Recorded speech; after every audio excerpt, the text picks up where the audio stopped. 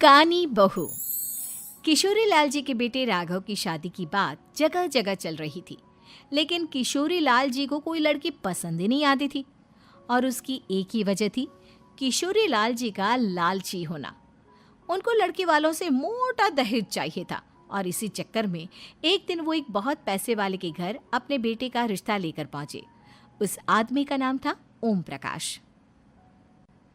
देखे किशोरी लाल जी, मेरी एक ही बेटी है और मेरी सारी संपत्ति जायदाद सब कुछ मेरी बेटी नैना का ही है। पापा, नाम से लगता है बहुत खूबसूरत होगी। कितना अच्छा नाम है ना, नैना। ओ, वैसे बात तो सही है आपकी। अब इतना पैसा है, जमीन जायदाद है, इकलौती बेटी, आप भी क्या करेंगे? सब कुछ उसे ही देंगे ना। बिल्कुल ठीक पहचाना आपने।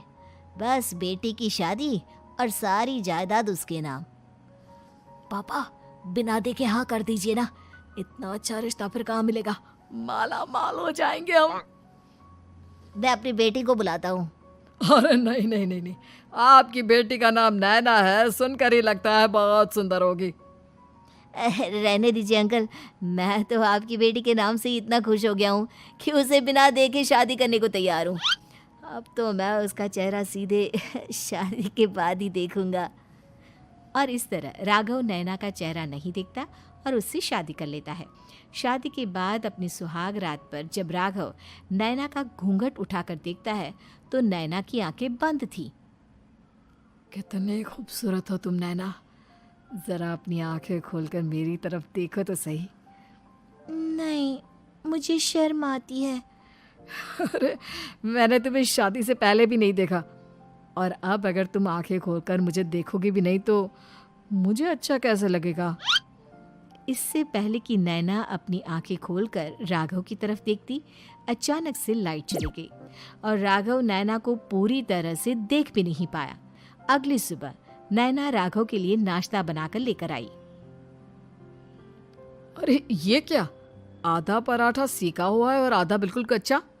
ये तुमने क्या किया नैना? बहू, तुमने क्या आधा पराठा तवे से नीचे लटका कर रखा था, जो आधा सिका है और आधा कच्चा? मुझे जितना दिखेगा उतना ही तो सीखूंगी ना पापा जी। जहाँ जहाँ मुझे नजर आ रहा था वहाँ मैंने सीख लिया, जहाँ जहाँ नहीं दिखा वहाँ कच्चा रह गया होगा। इसका क्या मतलब है? ये कैसा मजाक कर रही है तुम? अरे बहू, तुमने इतना लंबा घूंघट क्यों लगाया हुआ है? देखो, हमारे घर में बहुओं को बेटी की तरह रखा जाता है, और फिर तुम तो इतना सारा माल लेकर आई हो। देखो, ये घूंघट डालकर रखने की कोई ज़रूरत नहीं है। हाँ नैना, पापा जी ठीक कह रहे हैं, तुम तो आराम से रहो, अपना ही घर समझो। नैना अचानक से अपना घूंघट उठा लेती है। अरे ये क्या पापा, नैना की तो एक आंख फूटी हुई है। नाम से नैना, लेकिन ये तो कानी बहू निकली। मेरे साथ धोखा हुआ है, धोखा। बिना दिखाए अपनी कानी लड़की मेरे संग ब्याह दी। मुझे कानी बीवी नहीं चाहिए। मुझे अभी ओम प्रकाश जी से बात करनी पड़ेगी। आखिर उन्होंने मेरे साथ ऐसा किया क्यों? अरे, आप लोगों ने ही तो पापा से कहा था कि आप लोग शादी से पहले मुझे देखना नहीं चाहते। अब मेरे पापा पर क्यों इल्जाम लगा रहे हैं? अरे लेकिन उन्हें बताना तो चाहिए था ना कि तुम कानी हो, एक आंख से तुम्हें दिखाई नहीं देता। किशोरी लाल और राघव नाराज होकर ओम प्रकाश को अपने घर बुलाते हैं। पापा जी, ये आपने क्या किया? शादी से पहले बताया क्यों नहीं कि नैना की आंखों में परेशानी है?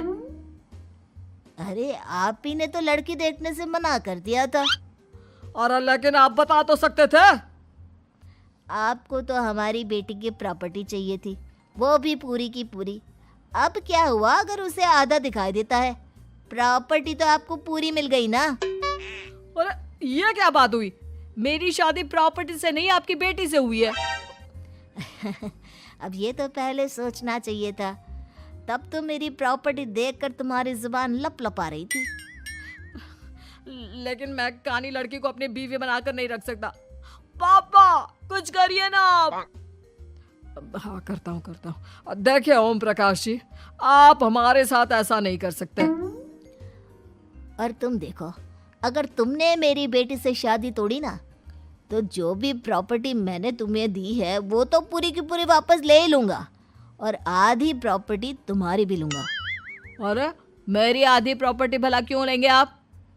इसलिए क्योंकि मेरी बेटी को आधा नज़र आता है और उसकी नज़र अभी तक तुम्हारी आधी जायदाद पर ही पड़ी है। अब तुम उसे घर से निकालोगे तो कुछ तो लेकर जाएगी ना। और अगर हम आपकी बेटी को अपने घर की बहू बना कर रखे तो? तो तुम्हारी पूरी प्रॉपर्टी तुम्हारी ही रहेगी, और जो मैंने तुम्हें दिया है ना, उसमें से बस मैं आधा लेकर जाऊंगा।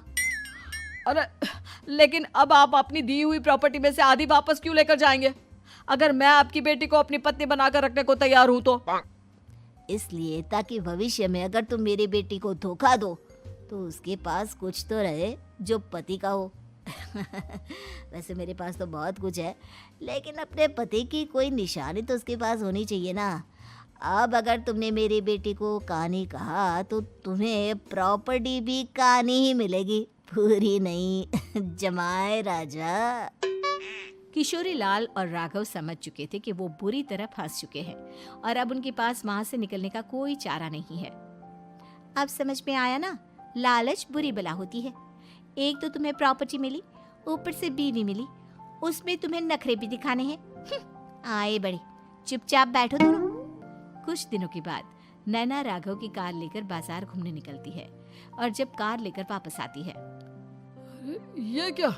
एक तरफ से मेरी गाड़ी पूरी खराब हो चुकी है। लगता है तुमने मेरी गाड़ी को किसी दूसरी गाड़ी के साथ एक्सीडेंट किया है। अरे अरे कितना बड़ा नुकसान कर दिया तुमने बहू। वो क्या है ना पापा जी, मुझे एक आंख से दिखाई नहीं दे रहा था, सामने से गाड़ी आ रही थी। मुझे तो सिर्फ आधा ही दिखाई दिया और वो गाड़ी मेरी कार से रगड़ते हुए निकल गई। अब मैं क्या करूं बताओ? आप इसे ठीक कराने के पैसे कौन देगा? तुम्हारे पापा। तुमने मुझसे इस तरह से बात की? अभी रुको। नैना राघव की शिकायत ओम प्रकाश को कर देती है। देखो राघव, अब जो मेरी आधी प्रॉपर्टी तुम्हारे पास थी ना, उसमें से आधी और मैं लेकर जाऊंगा, क्योंकि तुमने मेरी बेटी को डांटा। अरे नहीं नहीं पापा जी, गलती हो गई, माफ कर दो। गलती की तो कोई गुंजाइश ही नहीं। अगली बार मेरी बेटी को डांटा तो बची हुई आधी में से आधी और ले जाऊंगा। लालच के चक्कर में हम दोनों ने बहुत बड़ी गलती कर दी बेटा।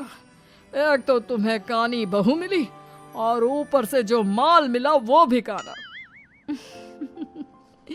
इस तरह राघव की हर एक गलती पर ओम प्रकाश उसकी प्रॉपर्टी का आधा आधा हिस्सा लेकर अपना सारा माल वापस ले गया और राघव को कानी बीवी से काम चलाना पड़ा। भाई लालच वाकई में बुरी बला है। उम्मीद है कि आपको हमारी ये कहानी पसंद आई होगी। कृपया हमारे चैनल को सब्सक्राइब करें और सभी अपडेट्स के लिए बेल आइकन जरूर क्लिक करें। और हाँ, वीडियो लाइक और शेयर करना मत भूलिएगा। Bye bye.